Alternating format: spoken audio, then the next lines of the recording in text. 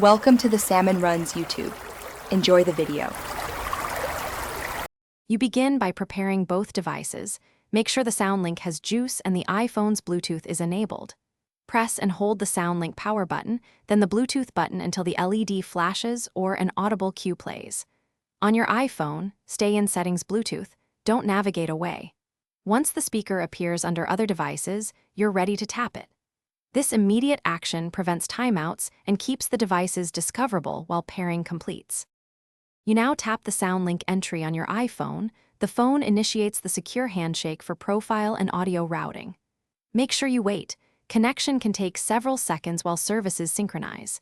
If iOS asks for a PIN, type 0000, otherwise accept any confirmation dialog. Once connected appears, test audio by playing music or a video. If audio fails, toggle the speaker volume and iPhone output in Control Center to confirm the SoundLink is the active playback device. You finish by verifying playback and adjusting volume on both devices to match. If the SoundLink drops or won't accept connections, choose Forget this device on the iPhone, then repeat pairing steps.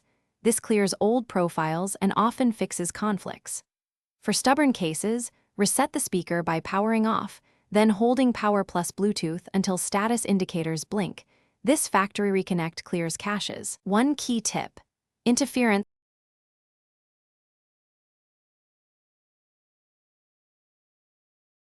Thanks for watching. Consider subscribing if we helped you.